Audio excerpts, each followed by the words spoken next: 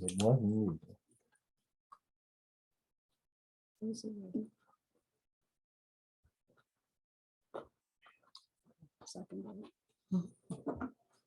Good afternoon.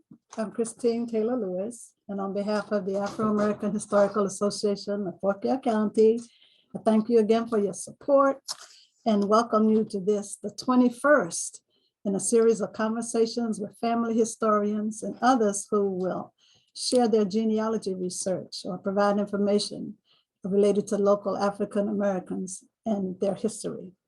So we at Fauquier AAHA are committed to collecting, documenting, preserving, and sharing U.S. history with a focus on the African American experience here in Fauquier.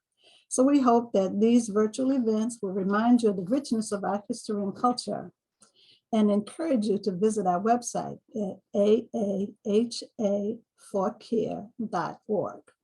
There you'll find an extraordinary amount of historical data, including photographs, archives, books, and artifacts, as well as videos of our previous social media events. Now, there's a virtual tour of our museum, an interactive story map of Fauquier communities, churches, and schools. There are links to our news stories about AAHA, and there's our new digital map center, as well as information regarding the Morgantown School Project. So do visit us at aahafauquier.org. Now, we also invite you to our Facebook page each Thursday for a brief history of the African American schools in Fauquier County. Each week, we highlight one of the 40 schools that served the community prior to integration in the 1960s. Of great importance today are our elections. Please do not forget to vote if you haven't already. There is a great deal at stake this year, and many of our ancestors fought and died so that all U.S. citizens could exercise their right to vote. So take your souls to the polls if you haven't already. Before we bring on our guest, we at AAHA Fauquier County would like to acknowledge our veterans. And Veterans Day on the coming Friday, which is November the 11th. In doing so, we offer our heartfelt thanks to the men and women who have served honorably in the United States Air Forces during wartime as well as peacetime. Now, each year on Veterans Day, we set aside time at AAHA to give a special recognition to African American veterans of Fauquier County. Last year on our YouTube page, we uploaded a slide presentation using the veterans' photographs that are housed in our museum. If you'd like to view the presentation, they are still on our YouTube page. At this time, I will bring on Troy Marshall, our GIS technician, who will explain how Fauquier African American veterans can add their photos to our website. Thank you, Troy. Thank you, Christine. Hello, everyone. My name is Troy Marshall. So we have decided this year to create a service form for people who have completed military service so that we can map and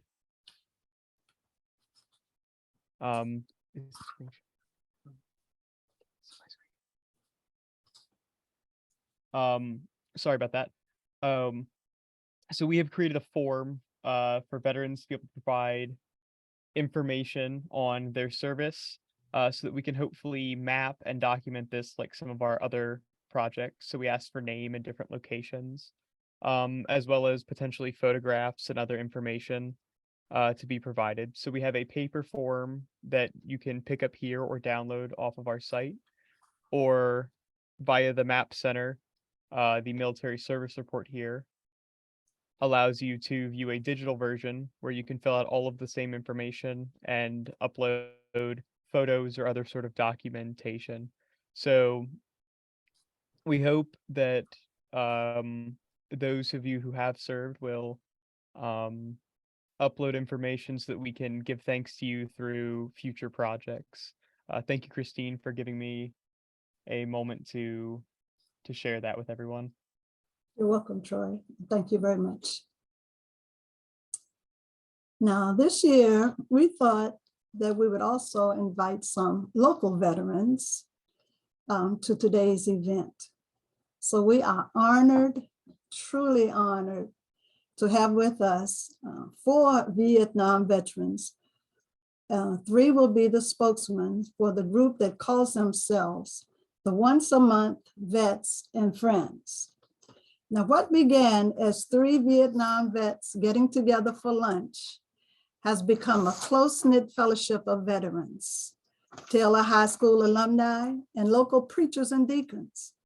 In March of 2006, Clarence White, a Vietnam veteran, visited his former Taylor High classmate, Michael Grant, at the VA Medical Center in Baltimore, Maryland. The 2 reminisced and began sharing what they knew about VA benefits. A short time later, they saw the Reverend Ralph Williams, another former Taylor classmate, at the VA Center in Front Royal. And the rest is history. The Once a Month Vets and Friends has grown from these 3 pals to 15 or more members who meet every 3rd Tuesday at Applebee's in Warrenton. They share information, support other veterans groups, send flowers to the bereaved families of vets, and donate to a community organization at Christmas time.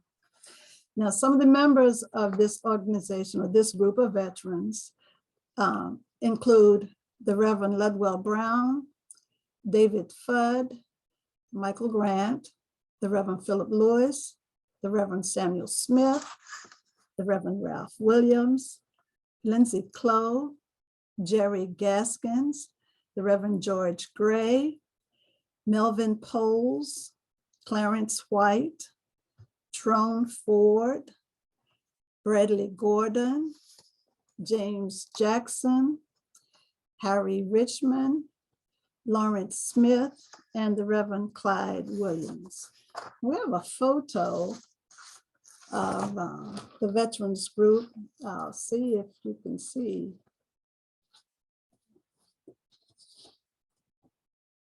There's one of the group having lunch at Applebee's.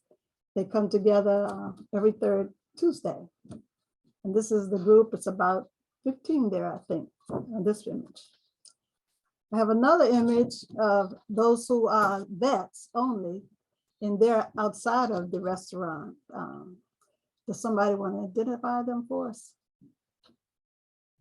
Okay, starting from the left, that's Bill Brooks. Bill Brooks. He's my wife's first cousin. Okay. Next, there's Trone Ford. Out front is Reverend Williams. Yes. Who's that behind you? Lawrence Smith. Lawrence Smith behind you and his son. Then there's Deacon Reverend Rector, and there's me, Clarence White, and then Melvin Post. Oh, what a great picture. Yeah, I was on the. You took the picture. White took the pictures. That's why he. That's an interesting looking group of guys there, I tell you. So hello, veterans. How are you? Hello, Good. we're doing good. Oh, Good, good. Again, we want to thank you and we honor you all for your service to our country. So let us begin with our introductions. One by one, if you will tell me your name, the military branch you served, your rank, and the number of years you served. And you may remove the mask if you like.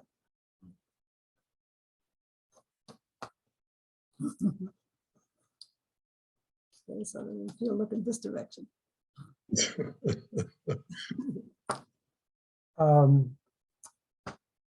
Everybody knows me by Michael, but my first name is Frederick. Okay. Frederick. Yes. Freddie.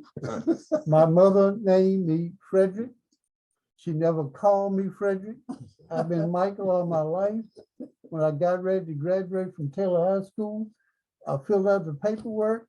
Mr. Hazzard called me in the office to the intercom. Frederick Grant, get to the office immediately. So I went into the office. He said, "Who are you?" I'm not. He said, "Why are you here? I didn't call you." I said, "Yes, you did." He said, "No, I didn't. I called Frederick Grant." He said, "I said, that's me." He said, "What in the world?" He said, "Scratch that thing out there and put Michael A." He said, "Don't nobody know you by no Frederick." So I am Frederick Michael Grant. I served in the Army. I got drafted April 10, 1968. On the same day was Lawrence Smith and Reverend Rector. Is that right? So we left out of Warrenton at 5 a.m. in the morning, headed to Richmond. All right. Didn't know where we were going. So what rank? I was an E5, specialist E5. And how many years did you serve? I did 2. I got drafted. Oh, okay. However, they hoodwinked. I did sign for another year so I wouldn't go to Vietnam. Ah, I still went to Vietnam.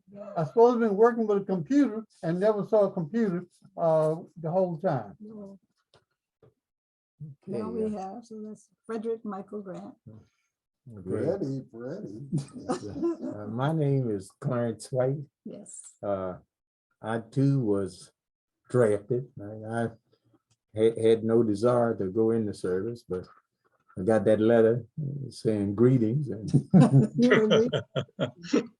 so I, went to basic and I went down for an examination and they said, you have sugar, so you have to stay overnight.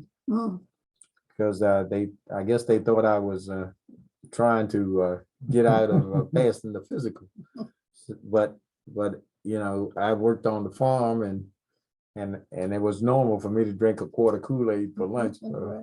So I didn't change my eating habits. But I had to stay overnight, but I passed the physical the next day, and then they sent me home, and that's when I got the letter saying greetings, That's when you got come back. Right?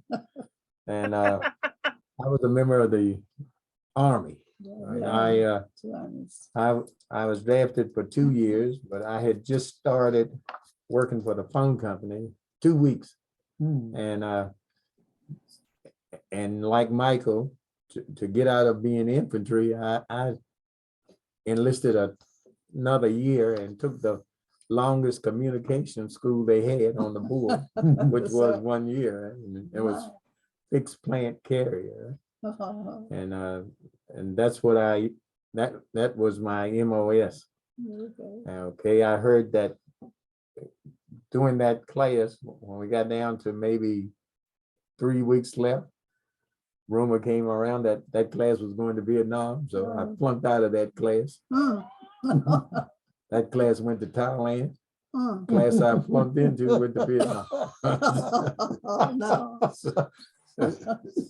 But I still, I was able to do what they taught me in school.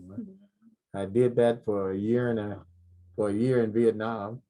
Then they came up with this early out, and I extended to get the early out, and I would. The plan was I would get home December the 21st. Right? But the clerk put my orders in wrong and didn't get home till January the 21st. Right, but I did get the early out, and I spent the 2.5 years in the service, and my rank was E5 as well, specialist E5. Okay. And me, I wasn't like these other guys. I volunteered. You did. Because, and the reason I volunteered because I didn't want to get drafted and go in the Army. But I tell you the truth, I wish I had waited. Because I enlisted into the Navy. And went through boot camp and everything. And did you have to jump off the high ladder at the swimming pool? oh yeah. Ralph could never swim. So Can you swim now? Oh yeah. Yeah. Okay. And while I was in boot camp, I seen this picture of these these little boats had 4 guys on it. Mm. And I says, yeah, that's what I want to do. But you had to volunteer for that. They wouldn't just put you in there. So Mm. me like a dummy, young, crazy. I volunteered for it. Then they didn't tell me until I got to Vietnam, after I went through training, that the life expectancy on one of them things was 27 days. Man. But I made it. I got wounded once, and Oh, I made it through 2 tours. So bless How you. many tours? 2 Mercy. So how many years was that altogether? altogether. I stayed in active duty. I stayed in almost 4 years, and I'm still obligated for 2 more. One thing what I you was didn't mention full. is there's a saying from the Bible, am I thy brother's keeper? Mm-hmm. The reason why he stayed for his second tour is that his brother had orders to come over. Oh, is that right? My man stayed there so his brother wouldn't have to come. Oh, Now, I'm gonna tell you, that's love. brotherly love. That's love. That's tough That love. is. That's love. Because that was a tough place. Yeah. Love in action. And I enjoyed every minute of it. All right. Somebody bring out the line and take the test. All right. So we have another guest here today. Can tell us his name? Branch of I'm service. Harry Richmond. Harry Richmond. I spent 26 years military. Whoa. Yeesh. Huh? No, that was a television. That wasn't me. And I spent 10 years active duty in the Army and got out. I spent 2 tours in Vietnam. Right. Thank you. Ain't no thank you. I didn't want to go the second time. No. They made you go. Yeah, we thank you for following their orders. What branch of service? I was 10 years in the Army and 16 in the Air Force. Oh, man, the gravy train. That's right. So what rank did you reach? I finally retired as a senior master sergeant E8. Oh my, congratulations, sir. There you go. Top of the line. All right, so we can get to I know was radar repairman in the Army. you. And then I heard rumor that the airport, they were looking for some people with radar experience. Radar experience. And I said, well, I don't mind that, you know. But so I did that, and when I got out of the Army, went to the Air Force, they wanted somebody with you know, radar experience. So So that's how you got to the Air Force? that's what I did in the Air Force, was radar repair. And then they heard of a new field just coming out in the military, satellite communications. So I said, wow, you know, that's something I can do when I get out. So I went into satellite communications. That's beautiful. That's wonderful. That's wonderful. Oh, there's another connection that he has with this community, Yes. and that's his wife. Yes. Yes. What about? She went to school with us. Yes. She's Well, my apologies, you know. No, I mean, would you please greet us with her name? Barbara Richmond. Thank you. Barbara Ann Richmond. Barbara Ann, her maiden name. It's So just the- Ann. Amazing, Her maiden name is So we had Baltimore. tell her. Baltimore. We had tell her would know her as Barbara Baltimore. And got a Yes. sister running with me named Claudia. Yes, yes. Yeah, We we would knew her. remember her Yeah. also. Adele. Yeah. So it's one big family. Beautiful, wonderful. And that's the way it is in Fauquier County. Right. We're all like one big family in our churches and our communities. And the 3 of us knew each other before we went to school, That's what I was gonna because ask. we if was you going did. to church with our parents. And by the time we got to school, we were already buddies. Okay. Yeah. Like, So we tell were- us where you were born, each of you were born and where you grew up. The address was Marshall, but it was called Route 2, Yeah, Box 190, Marshall, Virginia. yeah. So when you get to the 7-Eleven, just keep on out Rectortown Road, Mhm. and you go for a couple of miles, you make a left turn on 774, Yeah, and we used to call it On the Mountain. on the mountain. Is that Fortune Mountain? Yes, Yeah. it's now called Fortune Mountain Yes. Road. It's just a hill. So, Wait a minute. Oh, that's, Wait a minute, that's, it was, but when they finally, after many years, they paved it. It was a dirt road all my life. And when they paved it, they flattened the hill out. However, I'm gonna tell you what the county did. The county took land from the landowners, widen the road and hard surface or leave the land, kind of tough. they tell me it was named after my grandfather. That's right. But- Fortune Mountain Fortune Road. Mountain. Is that right? Yeah, they had the first house on the left. It's not there now, but it was Clarence's? the first house on the left. Yeah, they tell me this because Well, I remember the house, yeah. So back in the day, then, did they call it Rector Town? Because I know there's Rector No, Town. no, we would call Marshall, You're Marshall. then. yeah. So when did you become Rector Town? Never have. Oh, Our mail is always, so our that's mail, a new- our mail has always been Oh, Marshall. okay. Oh, Mm. okay. But we live, Don't you have a post office up there? no. Wow. The post office was in Rectortown for the immediate Rectortown people. But Post Marshall our address. postmaster came out of Marshall. Okay. Mr. Payne drove a pickup truck, and this man sat in the middle of the seat, a big seat, and Oh. drove the whole route sitting in the middle of the seat. Hmm. In the middle of Something the else. city? Yeah. I lived on the other side of Marshall, Uh-huh, a little community called Asheville. that's right. Yeah, We yeah. had a church and a one-room schoolhouse, and we also got our mail with Marshall address. Okay.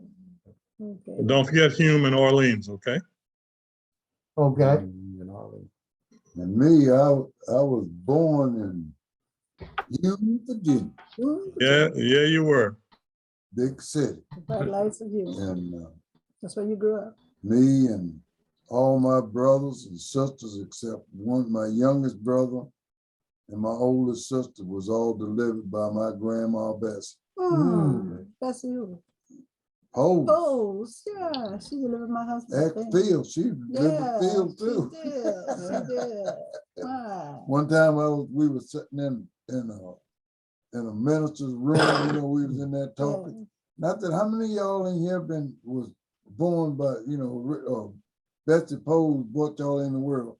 And everybody stood up Yes, except is two that guys. right? Is One that of them right? was from Louisiana and the other was from Maryland. Wow, Miss Bessie Rose. Do you want to tell us about yourself, Harry? Where you from? Well, I was born and raised in Philadelphia, Philadelphia. Mhm. city of brotherly love. Oh, Yes, yeah. yes, okay. Okay, and so, and that's where I joined the military, is in Philadelphia. Okay. And they gave me, the Army had a special thing. They said, we're gonna send you to camp. No, Mhm. 3 choices. You go to wherever you want to in the United States. Hmm. You go wherever you want, or you go overseas, or you go to a school. Hmm. Well, I picked a school. Smart. I didn't realize that their schools were 8 hours a day, That's like having a job. for 33 weeks. Yes. Mm, Mhm. My. That's crazy. Yeah, yeah. Well, I'm gonna have to cut in because Thank you. it's obvious that Michael and Clarence and Reverend Williams are, in a league by themselves. Arthur Brown here. Thank you. And I want to thank Ursuline for sending me the information so I can log into this virtual conference, So it's pretty cool to hear everybody talking. I'm part of the same group out in Hume, Crest Hill. Yeah. And when I went into service, Ludwell was just getting out. He was out in Colorado. And when he thought I was going to go to Vietnam, he tried to sign up to go back in my place, because he didn't want me to go to Vietnam, but they rejected me. Really love. So I got drafted, Charles Carter and myself, we left Warrenton on the same day. And Charles went into, I think, helicopter maintenance. And of course, me being big and brave from Crest Hill, you know, I wanted to go fight. If you believe that, if you believe that, I'll sell you a TP, right? So yeah, I did my 2 years in Vietnam, came back, went in 68, got out in 70, became part, well, when I came back, I was part of the honor guard up at Fort Dix, New Jersey, which was not good duty for 6 months, burying some of the same people you had served with. So we did that and got out, and then signed on with IBM. That's where I hooked up with Raymond and Shirley and everybody else. Me. But you know, we've been blessed. God has looked out for us and hit the big 7.5 and still going. So God is good. Yeah, you're the only one that made the Fauquier Democrat. Big picture of you in the paper. Yeah, that was no fun for sure, man. Yeah, It was no fun. They But even sent me the picture of the paper. They said, your classmate is over there with you. Look here, here's the picture. yeah, I still have that. I still have that picture too. I got, as a matter of fact, I got a bronze star to that, which was interesting. Not that I was looking for one, but it was an interesting day. And we have our own chapter down here, which we have about 135 members. I don't want to cut too much of your time, and we meet once a month, and you know, trying to do a lot of good stuff, helping other veterans. So I need. I'm glad, like I said, I'm glad Ursuline hooked us up with this because it may be some things I can do or share with you guys up there. If you know. Okay. Did they give you a big ceremony when you got your bronze star? Do what now? They give you a big ceremony when you got the bronze star? No. Well, what happened? What is so interesting when I got back? I'd been back, had gotten out of service, and I'm sitting home one day, and I get this thing from the Department of whatever, state or whatever, saying, "Congratulations, you've been awarded the Army Commendation and Bronze Star, and would you like to come down to the Pentagon, or would you like us to mail it to you?" Before I could even say yes, the thing was at the house in the mail. You want to know what? What? The same thing happened to me. Uh-huh. The service for a whole year, maybe a little bit more. Yep. Sent me this thing, and I had to go down to the naval base in DC. And they Okay. was, it was supposed to be a big ceremony, but they just handed it to me. It wasn't no big deal. Yeah. Yeah. I mean, I got yeah. a commendation and a bronze star at the same time. I got my Army commendation in Vietnam, and it was just like you saying. The colonel of the post called me in, and I'm looking around, and somebody said salute, so I saluted him, and he gave me the you know, it was in a little cellophane package, and that was it. Yep. Yep. That was crazy, you know. You know, I thought that it only happened to me. No. I'm glad you said something about that because I had been out. I was working for VEPCO. Yeah. I had been out for over a year, man. Recognition. And Arthur and I worked at IBM at the same time. Is that right? And we were roommates. We were roommates. You know, I was just talking, and I won't go into detail, but I was just talking to someone the other day about us being roommates and down in Alexandria. That's right. And yeah. Surely do. Yep. Yeah. Well, we see Reverend George Gray. Do you want to join the conversation and tell us a little about yourself? Oh, sure. Well, I'm glad to be joining you guys. Thank you. We've all had some similar experiences, especially being veterans. But I was born in Jefferson, Texas. Okay. And when I was about 10 years old, my family, mom and dad, and 5 other children who were a little bit younger than me, moved up to Chicago. And it was okay. I'm a country boy, though. For 5 years, my mom told me this. I bugged her about going back to Texas, but finally, when I graduated from high school, I joined the Air Force. I think some of you gentlemen heard how I joined. I was walking across, well, first I had a little job because they couldn't afford to send me to college. Although I was a good high school student, and I couldn't afford to find a job big enough. But I was walking across the bridge and I saw this big sign that said, join the Air Force. It said, join the aerospace team and get an education. And I liked space, and I thought, okay, I might get into, they hadn't yet put their Sputnik up.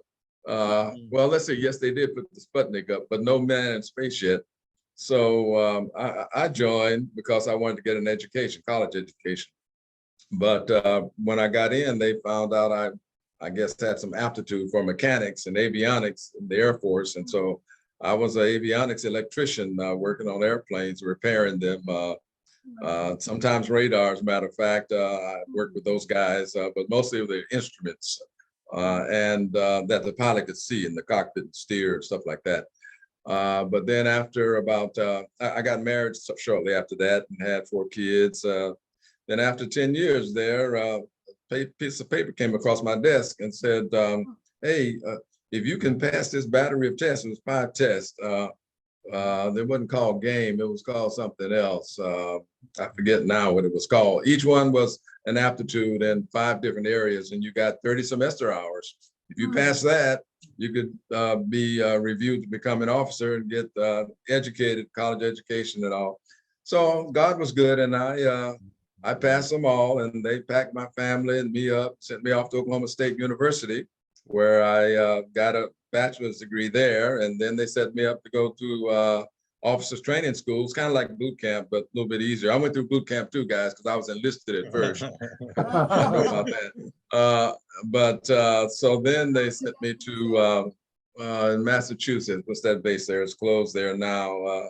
I can't remember the name of it, but for a short stint, so I could get ready to come back there, PCS. Then they sent me off to training school, and then I went back there.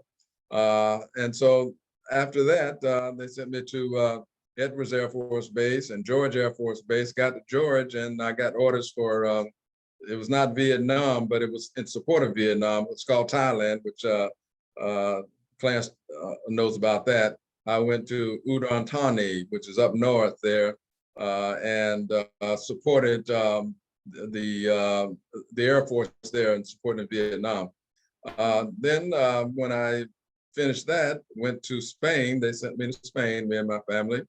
And by then, being a commissioned officer, I was a finance officer. You work in budgets and accounting, finance, and looking at the cost of things worldwide that the Air Force was engaged in. And from there, from Spain, came on back and to the Pentagon, where I was a comptroller officer, helping the comptroller of the Air Force with all the business around the world, and traveled a bit, representing the comptroller to places like Germany and elsewhere, Italy and all. Then I came back and I saw that there was a possibility that I might become a general if I got some of what we call sponsors. Well, my sponsor, I had a sponsor, but he got reassigned, and I had some other guy came in there. He was kind of a redneck from Alabama. He couldn't believe I did all the things I did. So when he read my OERs, Officer Effectiveness Report, which were very good, maxed out, and he was new to the Pentagon, and he read them and said, I can't believe you did all these things. And I said, well, you know, there's adjectives there, and also there's modifiers there, but I can tell you this, I did those things. They actually got done. And I don't think he liked me talking back to him like that. So I knew I didn't have a chance to make general. So I decided to retire. I retired as a captain. I was on my way with a sponsor, but after that experience, I decided, hey, after 21 years, I retired. And at that point, after I retired, I became director of finance there at it's in Virginia, but it's Northern Virginia Community College. There's 5 campuses. I was at a campus there near, can't think of the name now. Was it I'm Annandale? 79 years old, so y'all forgive me for my memory. It wasn't Annandale. It wasn't Annandale, was it? What? Was it Annandale? Yes, that's exactly right. Yeah, I was there. I was over the 5 campuses, including Annandale, and there's where the good Lord called me, and I had a little experience, out of body experience, and God showed me a lot of stuff. And I became, So how did I you went to my come to the pastor ceremony and join became this group? ordained, and went to Howard University also to get the Master's of Divinity. And I got that. And by then I become director of finance, actually assistant director of finance, Rockville, Maryland there. And, but I became more involved in church. And after about a year there, I resigned and went to found 2 churches and pastored 3. And after so many years, I decided, well, I think I'll retire and go on down to Texas. I love Texas still, you know, but especially we were in Northeast Texas, near Texarkana. And but my wife, she kind of didn't like that too much. So I moved as far as here, first to Woodbridge, and then subsequently moved on over here to Bristow and Manassas. And that's where I am now, and doing I believe, a good job assisting as associate to Pastor Jones here at Mount Pleasant Baptist Church, and enjoying all the relationships with you guys at the same time. I'm retired. I get Air Force retirement, Social Security, my wife do too, and just kind of praising the Lord and trying to spread the goodwill everywhere I go. So you joined this group through Clarence in your association with Mount Pleasant? Yeah, I reluctantly invited him. No, you didn't. No, it wasn't reluctant. He's Okay. So is there anyone else among the military veterans who would like to speak? Tell us who you are. Okay, so tell us what actually influenced you to go into the armed services? That's When it. did you go right after you got out of high school, didn't you? You remember the teacher, the industrial arts teacher, Barry? Yes, he's my cousin. Okay, he went up to the selected service board and put our names in, because he said Mr. Berry did. yeah, he was we were standing around on the corners, and nothing good's gonna come standing on the corners. Okay. So he told me this when I came home. Okay. So And he gave your name. Did he give other names? yeah, I think he gave them all, probably. No, well, I withdraw. You might be right. Yeah. I was living in DC. I'd gone to technical school because at that time they didn't have a degree in computers. And I was in school, and my mother called me and said, "You got a letter, you better come home and open it." I said, "You know, I'm not being drafted because I'm in school." So 3 weeks, she said, "You better come home and open this letter." I came home, I opened the letter, and it said, "You have been drafted." And I'm saying, that was a mistake. So I stayed here and I went to selective service that Monday. And I said, "How are you gonna draft me and I haven't had a physical?" She said, "Oh, on such and such a date, you went to Baltimore, to Fort Hollenberg to join the Navy." And she said, "They transferred us your physical and you passed. So therefore, you don't need to do nothing but be here on Tuesday. And if you don't, the MPs will be there and pick you up." Yeah, what an experience. So And I they- was and they real slick about that, send a convertible. So you can chill while you're riding. The So, see, Raph graduated from Fauquier, so Yeah, so he brought his name wasn't on that list. It was Okay. just the Taylor High School but the thing was, veterans. like I said before, I knew I was gonna get drafted, yeah. and I didn't want to go in the army, so I Yeah, just went Went on down. and volunteered. Before I even graduated from high school, I had already enlisted. Yeah. So when I got out, I went straight in. Right, So when- Harry, what influenced you? to join The this? school, Oh, that's right. to Yeah. go to school. Freedom That's Repair right. School, That's 33 right. weeks, Yeah. Fort Monmouth, New Jersey. Ah. Yeah. You went for it, Mom?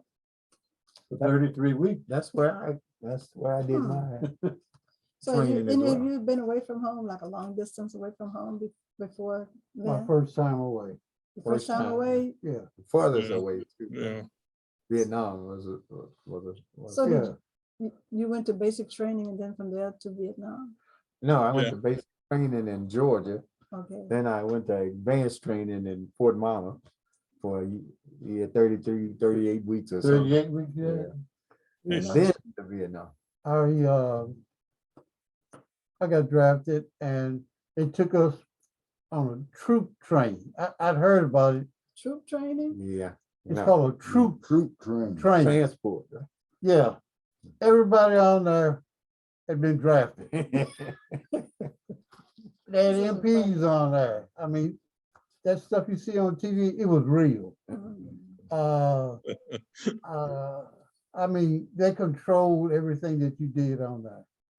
And we left, well, first we had to go from Richmond, no, we were from Warrenton to Richmond on the bus. And then they say, they swear you in. And you gotta raise your hand. And they say, you say the words. And then they said, take one step forward. One step I didn't forward. raise my hand. Mm. I didn't say the words. I didn't take the one step forward. Uh-oh. The man said, you in anyway. They wanted you there. And Uncle Sam, what they did you- marched us to a bus. They actually marched you. Yes. I mean, oh man, this man was just having a fit with us. Y'all so and so, you don't know how to do this, you don't know how to do that, but you're gonna learn quick. Mm. They put us on a train, and it was a slow train.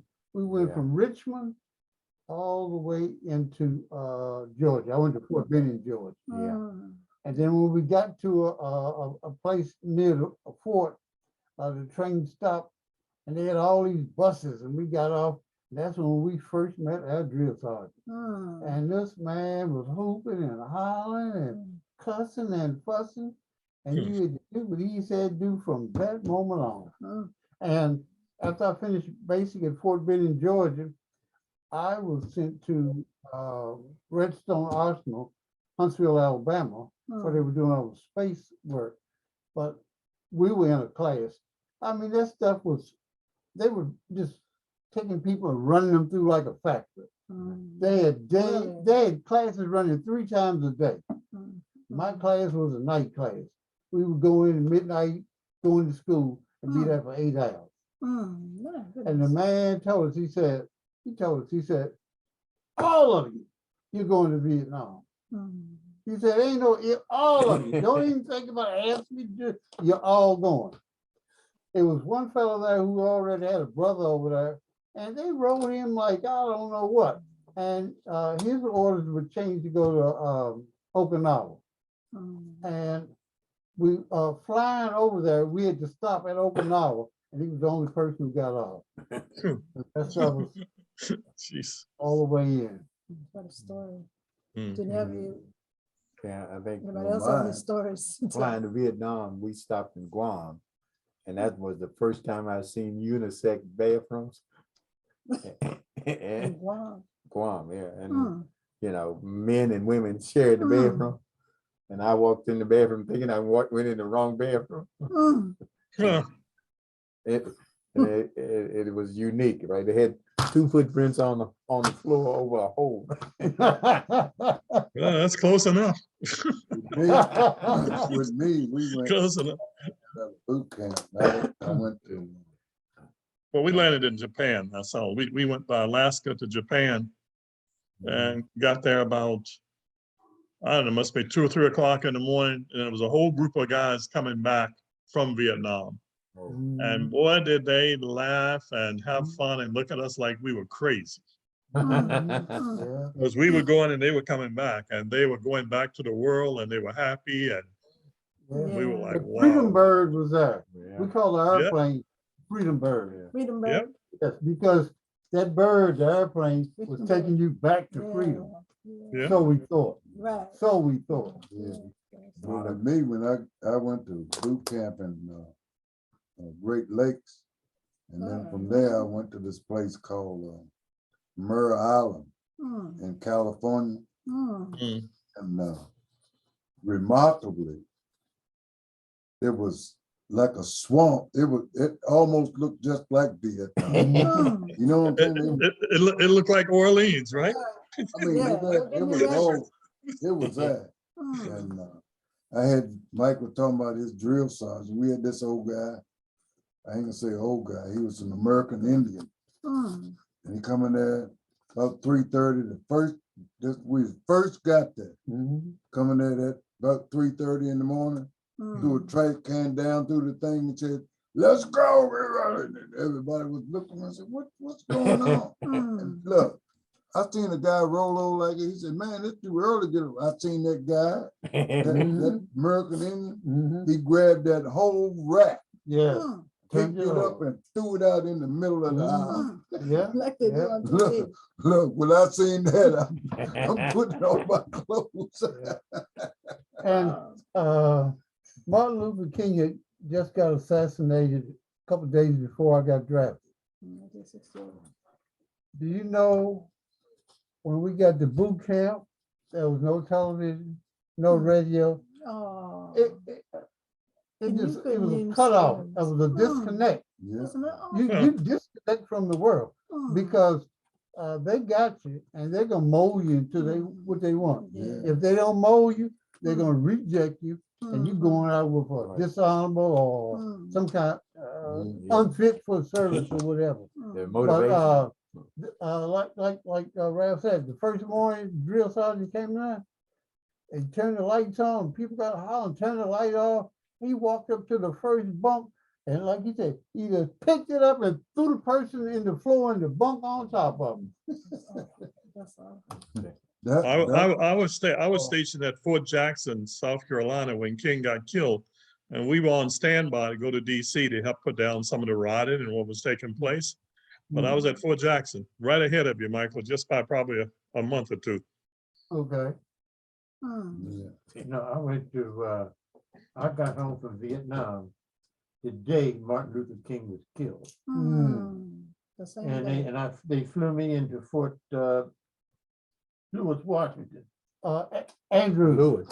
Fort Lewis. Yeah. Oh, Fort Lewis, Washington. And I got they think everybody wants steak and egg for breakfast. Yeah.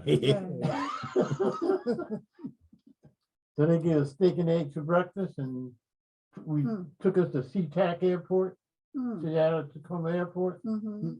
and I caught a plane to Philadelphia. My goodness. I used to have a donut nightmare when they sent us to survival school the day before we went, or the same day we went. They carried us, showed us, took us to breakfast, and we had a great breakfast, you know. And it was a donut. I said, "Oh, I ain't gonna eat that donut." I said, "I'm full." I got out there in them woods, boy.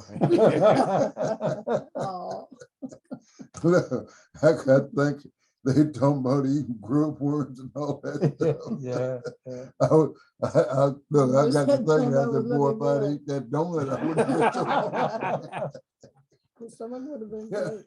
Now, the worst thing, one of the worst things was when that plane landed on Thompson Air Force Base. That's it. Okay. When they opened that door, everybody got the hollering, what in the world is that we smell? Wait a minute. When you first got in Vietnam? When the plane landed Was that in Vietnam? in Vietnam, Okay. they opened the door for you to get off. Right. That smell came in the, people don't realize how bad the place smells. It's Was the it from smell the comes, war, or no, the was it- smell comes from what they call nook mom. Nook Mom? Nook mom, yeah. Now, what And is it? how they make it was, It's they food? put like, It's food? it's like a It's a dish? steak sauce. Oh, It's like steak sauce. But what they do is they put like a layer of fish, okay. then they salt it all down, and it keeps going up till it gets so high. And then all of the drippings off of that run down in, like, somebody making moonshine, run down into a pot and they put it in the bottles and they sell that stuff. It's called Nook Mall. Oh, okay, but, Does it get you intoxicated? No, no, I didn't eat, no, I tasted it once, but here's the other thing. It's hard to believe, but there was no sanitation over there. oh no. I got to go to Saigon one time.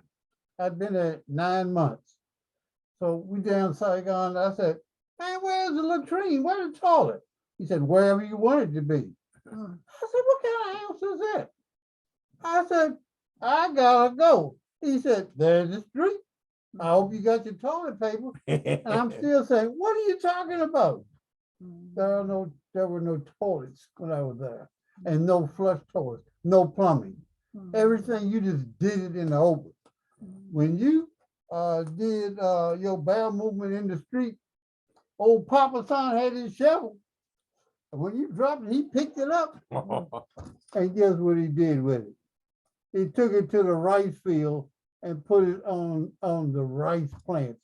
That was the best fertilizer he ever had all day. After that, I said, I can't eat no rice.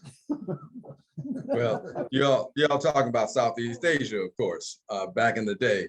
Now, and also talking about the smells and talking about the day that Martin Luther King was shot. I was in Thailand and I was working on the airplane. I was standing on the wing and I had heavy tool bags and the wing was pretty high. It's about 6 feet.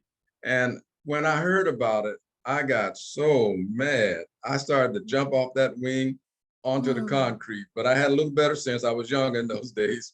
And I thought to myself, dog, and I loved Martin Luther King, coming up as a kid. And I thought to myself, I do not want to go back to the United States. I just felt that. I remember the instant so well, So it really was a shattering experience because I said, who wants to kill somebody like Martin Luther King?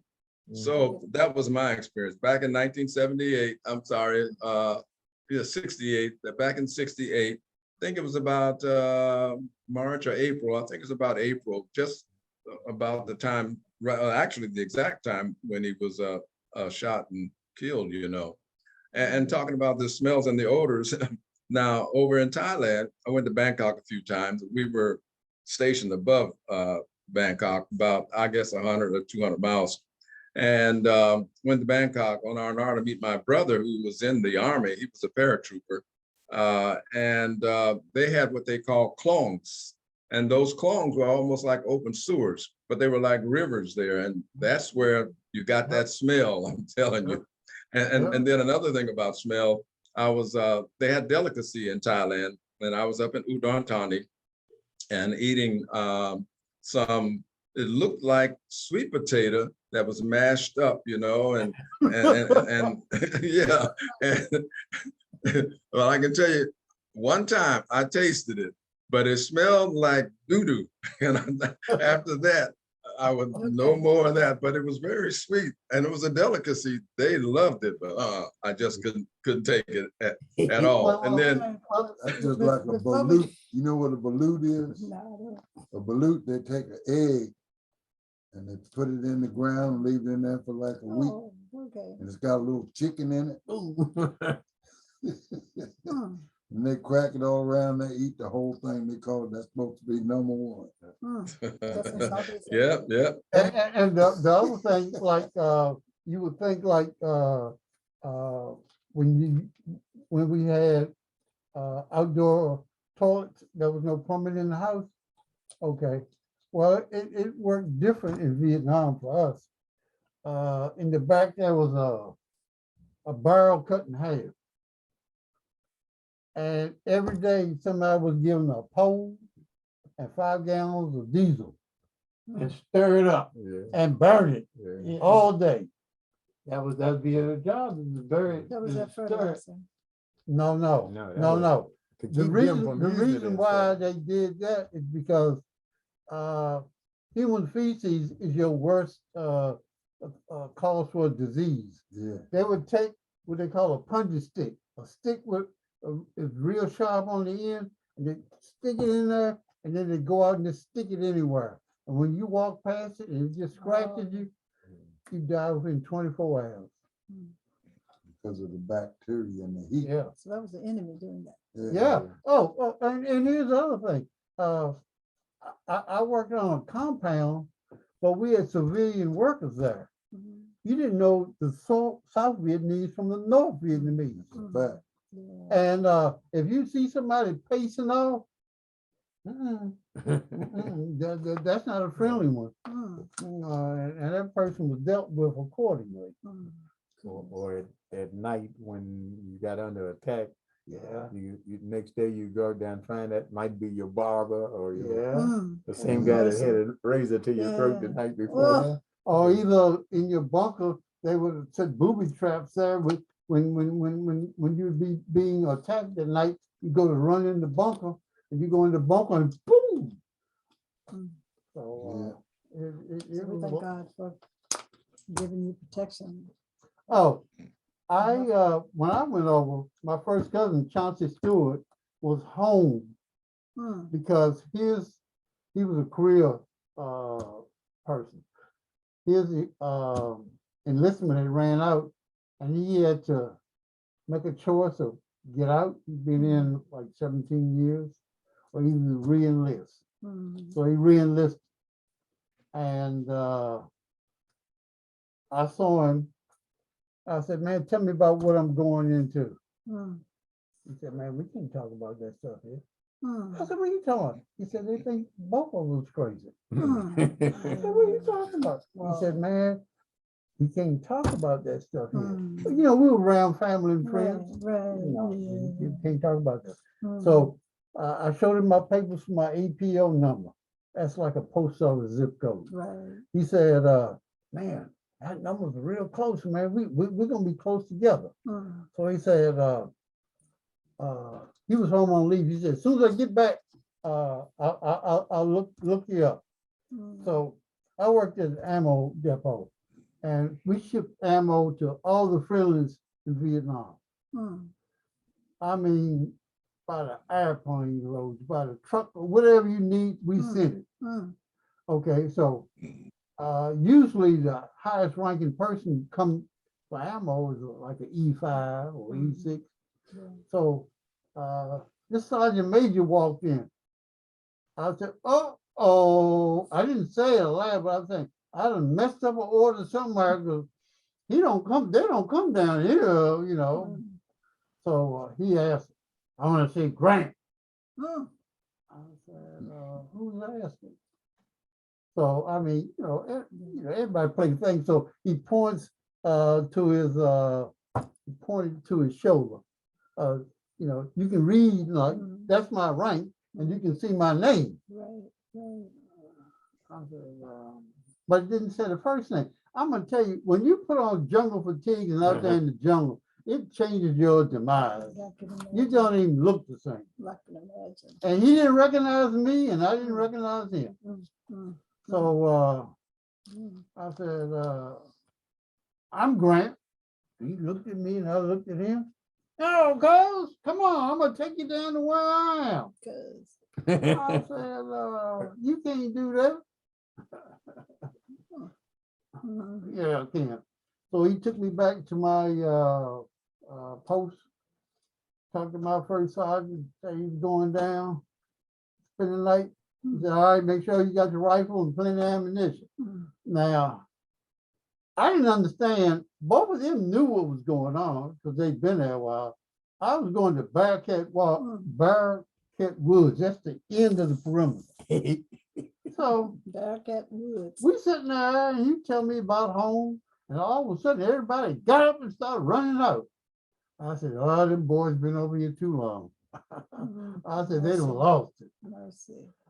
So Let's I talk said, about your veterans VA benefits and that kind of thing, or your experience with them before we close out. What kind of experiences have you had? Have they been My- positive? Have they been My difficult? Have they experience been good? with the vets is The VA. is when I first applied, and I'm not just, don't get me wrong about black and white. but the white guys was getting Mm, the benefits and the black guys was not. True. And when it took me almost 12 years to get my 100% disability. It was longer than that, man. Well, there was, and when I first got the check, Christine, I said, oh, I almost fell out. I said, oh my God. And you know what I thought? I said, I got to pay taxes on all this. But found after a while, I found I didn't have to pay tax. But So was it since back pay? Right. they have to pay you for when you first applied. Yeah. It took- Yeah. And now I used to go to Martinsburg. Mhm. And I'm West gonna tell, Virginia. I don't care who's listening or whatever, I wouldn't send my dog to Martinsburg, VA. Okay. I go to Salem down in Roanoke, and almost I had cancer. They didn't work on me. You know where they sent me? To Charlottesville. And all of my stuff that I had that was wrong with me, the VA in Roanoke or Salem sent all my stuff to Charlottesville. And I'm a Charlottesville person, but it took a long time to get it. So you have to go all the way to Roanoke to get your services. But I went through the same thing. I applied for mine when I got out. I got out April the 10th, 1970. And I didn't get my benefits until 2002. Can you do the math? That's a long time. And like you said, So were you going through some kind of process of grievance or? No, No. they Why give did you it take so so much long? paperwork.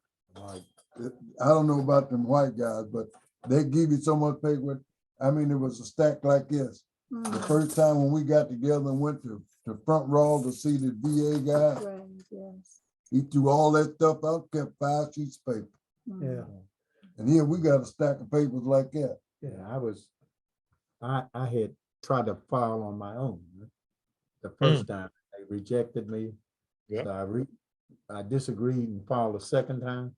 They rejected that. And when we went to Front Row, I was getting ready to file that third one.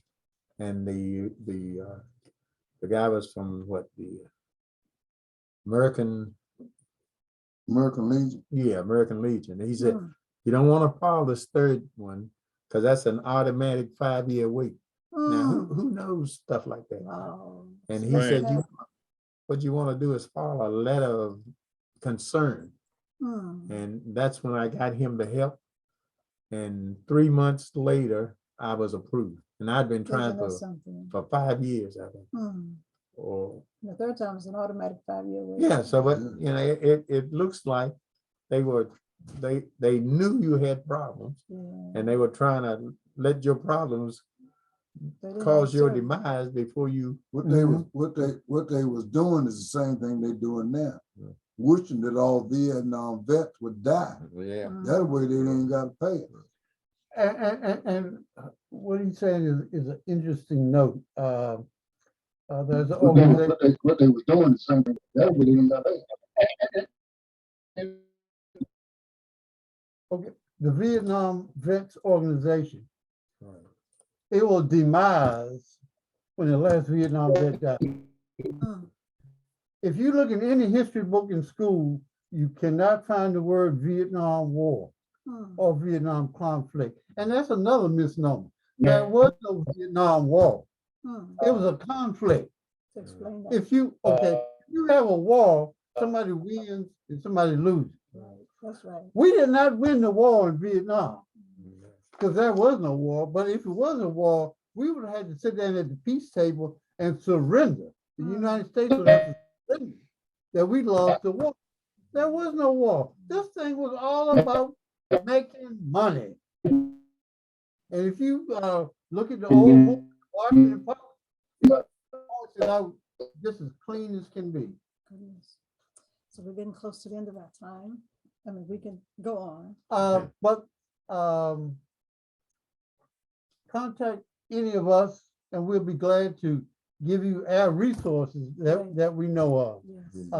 And like the new information, the latest and the greatest now is the PACT Act, PACT. If you're in Vietnam, they are now going to give you what's called presumptive disability. In other words, one of the claims is if you were there and you got high blood pressure or diabetes, they're going to automatically give you your 100%. But golly, like Ralph said, I'll be 74 this year. We got 1 foot in the grave already. They're going to give it to us now that we died when the other folks been having it for the last 50 years. Yeah. I mean, Yeah, I was that's just the fortunate truth. because I had insurance with the phone company and I went through the Washington Hospital Center and all my doctors wrote, they suggested to me to apply for for Vietnam assistance, for veteran assistance. And they all wrote letters Okay. about what the tumor I had. Right. And I think that helped me because You got support. because they followed up because I was thankful I was still walking around. Yeah. And they were saying, this is caused by that Agent Orange, right? And they showed me this list of things that Agent Orange causes. Yes. And then it said, it could take up to 30 years. Yeah. And the first thing they told me was, you show Agent no, Orange in the body will stay in the body dormant, but can kill you up to 100 years. they told me I showed no signs when I left Vietnam. Yeah. And I'll give you another good example of what Clarence is saying. I had what they call a soft tumor. Yeah. And it engulfed my whole right kidney. Yeah. And they had to take out my whole kidney because of that tumor. And they kept saying, no, it wasn't this. No, you don't want to know what? Now they trying to tell me, well, we're sorry. I done lost the kidney. That's right. That's right. Sorry, that's Are we getting ready to close? No, we got a few minutes. The other thing, I thought I was doing the right thing.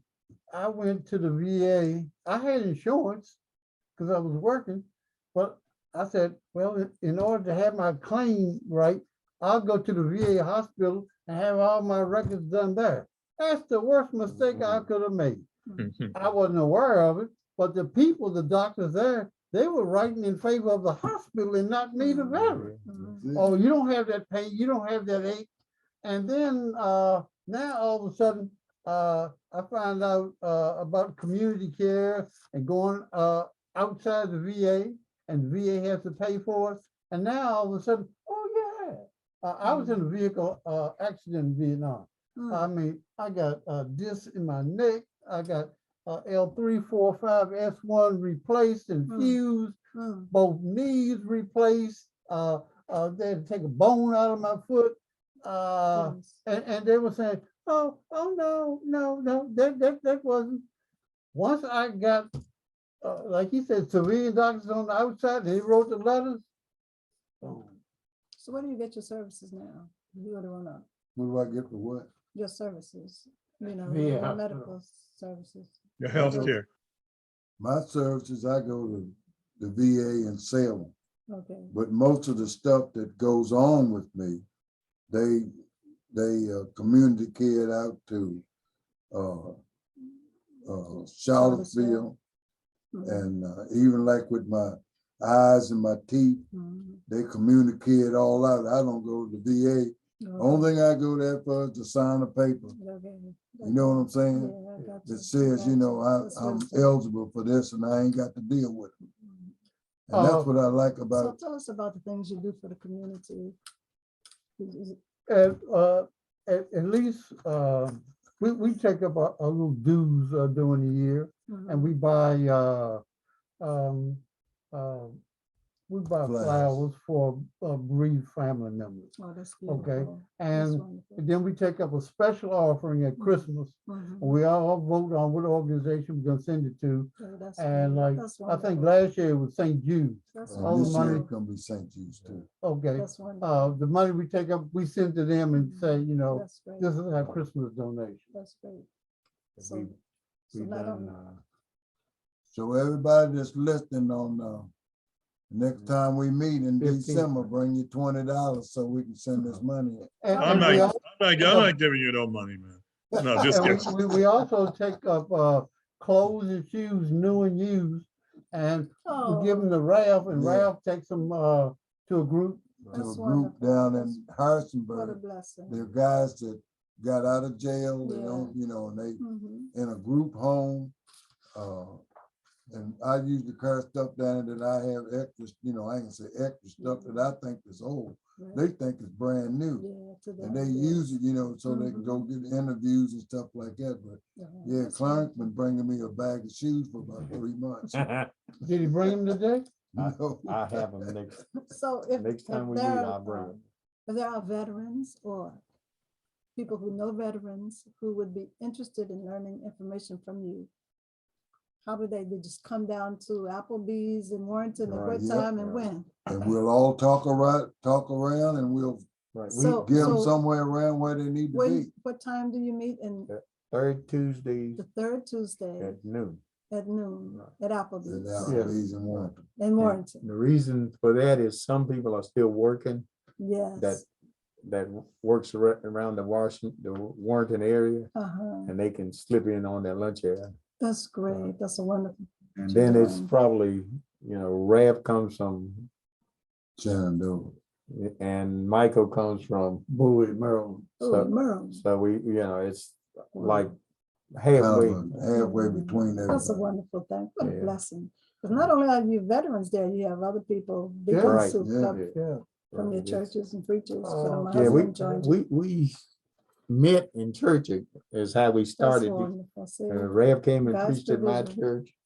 And, you know, I went to visit Mike when he was sick. Yeah, I mean, when he was getting he was recuperating from his knee, yeah. and that's how we started.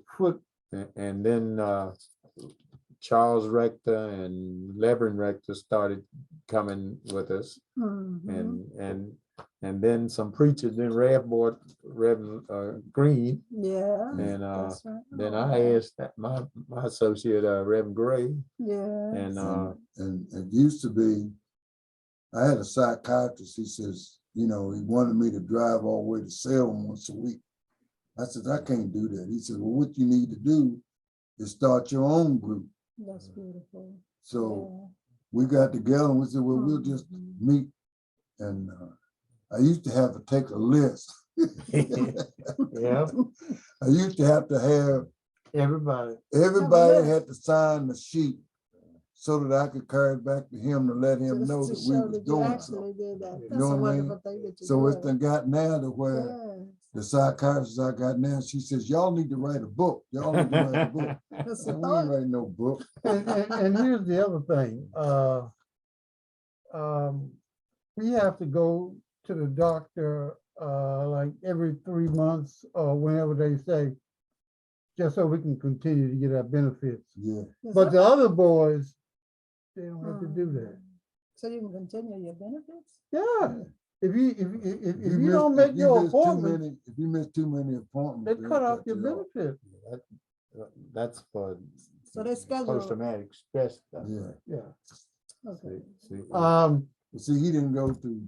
yeah, my the- wife told me I the- wasn't crazy enough. The, yet. Exactly. a lot of us who were, shall I say, out in the field. Traumatized. Right? Yeah. Were traumatized Mhm. and Understand. it is unhumane for the stuff that we went through Mhm. for the reason why we went there. Yeah. And it's just unfair of how the Caucasian brothers, when they got home, they had theirs. And we had to play these games I call it a game. And, When I got my denial letter, I just threw it in the trash. and I said, another, this is the way they're gonna treat us. Yeah, right, another thing was that, you know, they had cousins and that Right. were in the system Right. that would help them, Right. right? And we didn't have that. That's a blessing that you have one another. Yeah, And you've established this very close bond, this real close knit Yeah. bond. yeah. Yeah. And can I just stress this, God is that, good. that PDSD, what Mike is talking about, Mhm. it's something that you go through with to pull you out of where you was at. Mhm. I had to go Yes. twice. First time, it didn't take. Mhm. And after they hooked me up with that Thorazine, Thorazine is stuff they give you to calm you down where you ain't jumping and getting ready to knock somebody out. And I call it the Thorazine shuffle. Oh, yeah. Oh, yeah. They got some medication that will make you quiet as a mouse or even sleep like a rat. I mean, that was not the answer. The answer is not to medicate a person. Yeah. The answer is to help them. Yeah. But through the many years, all they did was medicate. Yeah. You walk That around like a Thorazine, boy, I'm zombie. gonna tell you that stuff. and the association with other people Yeah, that's gone through some similar things that you've gone through that's right. is really helpful. That's healing. and That's healing. We don't Yes. limit ourselves to Fauquier County. Anybody, any rep Yes. we know or meet along our pathway, we share our information with them or either help them get the information in the jurisdiction where they live. And if we Yeah. find some veteran that's really helpful, Right. we recommend him to other, you know, Yeah. like That's such a Larry good thing. Washington had a guy that was really helpful and we Mhm. recommended him to Levering. That's a good And thing. Levering is 90% there. So Well, he was Larry only Washington, like- another Taylor High School Yeah. graduate. You know, it's amazing the bond So that we have. It's just Yeah. unique. like, if we find someone that's gonna help us, Yes. it doesn't matter who suggested it, Yeah. we'll move in that direction. I don't know who the oldest one is, but at our last meeting, Alfred Corbin said he went to Vietnam in '66. Mm. So people who graduated in his class probably are the first Vietnam vets. Mm. And the other thing is, I'm gonna tell you straight up, I did not think I was coming back alive. Because everybody that I He knew, was in the they street. was coming back wounded Mm. or in the body bag. And then I looked at Hazel Nelson, he was shot. Melvin Pose, he was shot. Larry Washington was shot. I mean, Goodness. I mean, Yeah, Warren Preston. yeah. Oh, yeah, he warned. Perky. Yeah, when I got back, no, when I was Freddie going, Brooks. Freddie Brooks too. yeah, when I was on the way out of Dulles Airport, my father was hollering at me, turning around to wave. I couldn't wave. I was crying like rivers running out of my eyes. I said, I don't need to know. They don't need to see me like this because I said that's how they're gonna last remember me. Because what I had read and what I saw when I first got there, I said there is no way that I'm gonna make it through all this mess. Yeah. And when I came home, I got off the plane in Baltimore. Baltimore. Yeah. And I still had on my jungle green because that's all I had. And this guy and his wife, I guess it was his wife, called me a killer. Oh yeah. Look, I ain't gonna tell you exactly what I said, but I said, oh yeah, I'm a killer. I said, you right about that. Yeah, I ain't gonna tell you what kind of killer. But yes, sir, I'm a killer. my travel associate was, this guy had been in Long Binh, which is the jail in Vietnam, for 5 years. I was stationed there. And all he had was a bag of weed. And we became real good friends on the way home. And but when we got to Fort Lewis, right, we left Vietnam, it was 90, 95 degrees. Yeah. We get to Fort Lewis, it's 39. Yeah. And we got on short sleeve and everybody's freezing. So we get change your clothes. Yeah. And then to muster out, you have to salute. And we get to go to salute. And in Vietnam, you didn't have to salute. So this was new to us again. And the other thing is, the officer didn't want you to salute him because they were shooting the officer. So when I get my money and I'm waiting on the guy and the lieutenant jumps in his face and says, "You're gonna salute me," and got him up in there around the throat. And I calm him down. I said, "Look, go ahead, salute, and we can get out of here." So he puts him down, and then the lieutenant comes back to his senses. There were two things that we had never experienced before. The heat over there. I got over there. I said, "Man, what's the temperature over here?" He said, "Who cares?" I said, "What are you talking about?" He said, "Man, can't nothing take the temperature over here." I said, "What are you talking about?"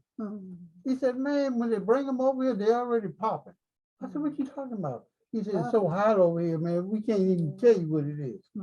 But on the opposite end, the temperature would drop down. They said it was around 90 at night. We'd be freezing. It's just like a desert.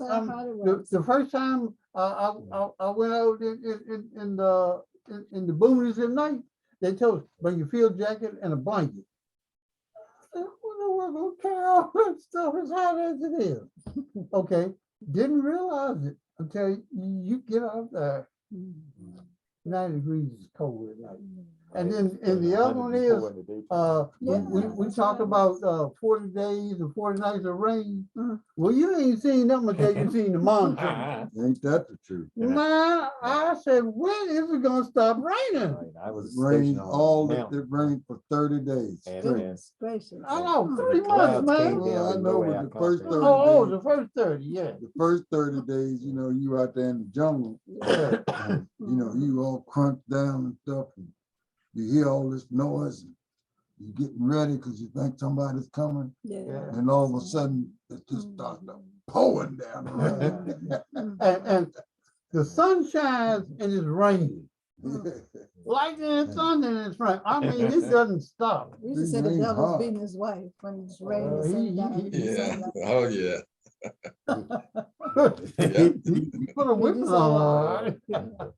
So Yeah, they used to say in Texas, if it's sun shining and it's raining, put your ear to the ground, you can hear the devil beating his wife. right. Yeah, we did it. I hear you hear. Yeah, I hear. She's just hollering. So guys, we thank you so very much for your time, just taking out your time today, and thank you for being so candid. We getting ready to close? Yeah, we need to kind of. Okay, well, let's have prayer before we close out. Thank you so much. Thank you so much. That's one thing about our group. We That's have beautiful. prayer all of the time. Lord, praise him. Eternal Master, we come now at the close of this session. And we Yes, thank you, dear Lord. Heavenly Father, for bringing to remembrance some of the things Thank you, that we have Lord. done in our past, that we might be Yes. able to help somebody else. And I pray, dear Lord, that this session might be able to help somebody else along the way. Yes, If there's Father. any death that need help, we pray, oh Lord, that you would allow them to come and meet with us, that we might be able to help them. Yes, Bless us, Father. oh God, as we go our separate ways. Keep us safe from all hurt, harm, and danger. Please, Lord. Amen. Amen. Thank you. Man, God bless you all. All right, guys. So it's been good. Guys, Nice seeing you guys, man. Hey, Father, brother, hey. you still ugly. I, Before we No close out, I have to make some no announcements. problem, Ralph. Before we completely close, I do have to make some announcements. That today is our last in this series of virtual genealogy and Black history events for the year. And we just want to graciously thank everyone who has supported us down through the months and for their participation, whether you joined us regularly or for particular events. We appreciate your support and your feedback. And we want to announce that our offices will be closed during the Thanksgiving holiday week on November 22nd and 23rd. We will not be here that Tuesday and Wednesday. And during the Christmas season, or the holiday season, we will have our annual Christmas open house on Tuesday, December 13th. And our offices will be closed from December 15th until January 3rd, because we follow the vacation as the schools do.